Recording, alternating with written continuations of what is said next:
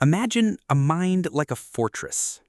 Decades of study, thousands of memorized games, strategies layered like ancient stone. Now, imagine the challenger. A mind like an open field. No rules, no history, just curiosity and a handful of oddly shaped building blocks.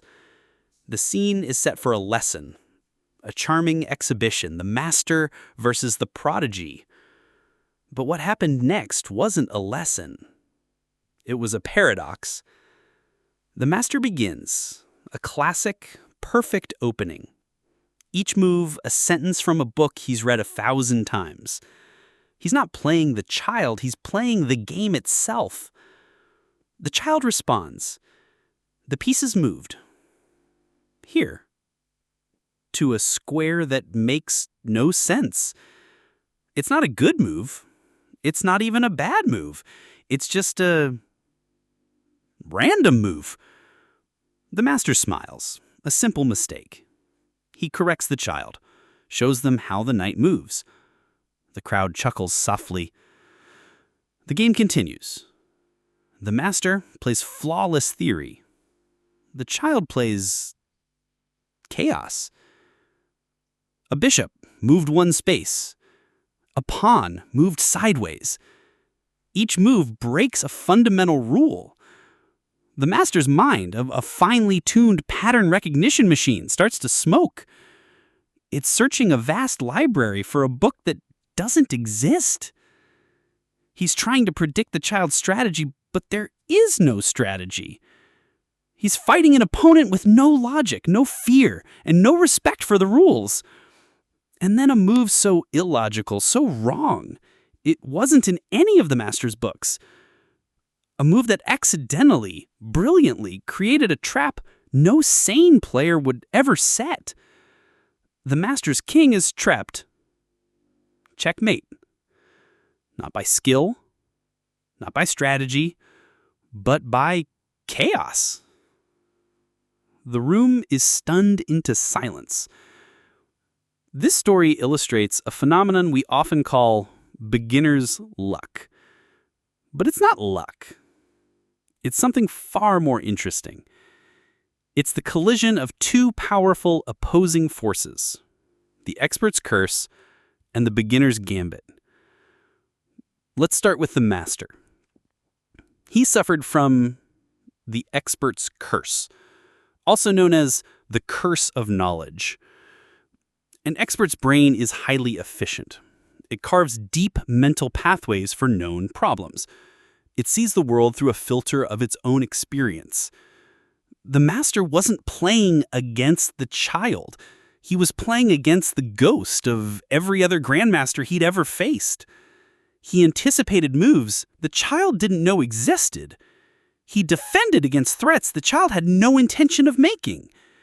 His expertise made him blind. His fortress was designed to repel a professional army, but it was completely useless against a toddler who just decided to climb the walls. Now, let's look at the child. The power of the beginner's gambit. A beginner's mind has no paths. It's a wide open field. They don't know the rules, so they aren't bound by them. They don't know what can't be done, so they might just try it. Their strength is not knowledge, it's unpredictability. This creates chaos, and chaos is a system that experts are not equipped to handle. This isn't just about chess. This is why a new startup can disrupt a century-old industry. The hotel industry knew how to compete with other hotels. They had no idea how to compete with someone renting out their spare bedroom. It wasn't in their books. It's why the best solution to a complex problem sometimes comes from the new hire who asks the stupid question. The question isn't stupid. It's just free from the assumptions that have trapped everyone else in the room.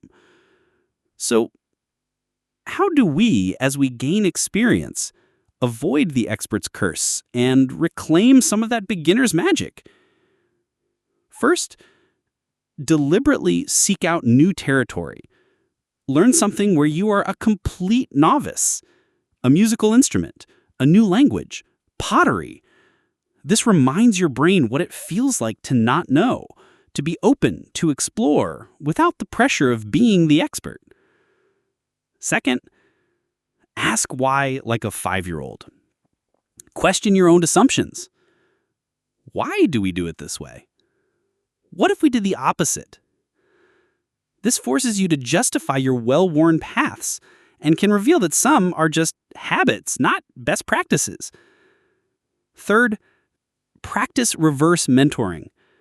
Ask the youngest or newest person on your team for their perspective on a problem.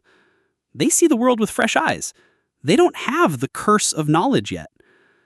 Their dumb questions can be your greatest insights. The paradox is that we spend our lives striving for expertise, building our mental fortresses stone by stone. But if we're not careful, the fortress that was meant to protect us becomes our prison. The walls that keep threats out also keep new ideas from getting in. True wisdom isn't just about knowing what to do, it's about recognizing when what you know is no longer useful. It's having the courage to walk out of your own fortress, even for a little while, and play in the open field. The 5-year-old didn't outsmart the chess master. He didn't have to. He simply played a different game. And the master, trapped by his own expertise, couldn't adapt. Beginner's luck is the name we give to the phenomenon of a rigid system being broken by an unpredictable force. So, embrace your inner beginner. Be proud of your expertise, but don't let it become a cage. The next time you face a problem that seems impossible, don't just search your library of known solutions. Ask yourself, how would a 5-year-old with a juice box solve this? Their answer might be nonsensical. It might be wrong. Or it might just be the checkmate that no one, not least of all the expert, ever saw coming. Your greatest strength should not be your knowledge, but your willingness to forget it. If this idea opened your mind, hit the like button to help it break through the noise. Subscribe for more content that challenges the way you think. Share this with an expert you admire or a beginner you believe in. And comment below with a time you saw a beginner's approach solve a complex problem.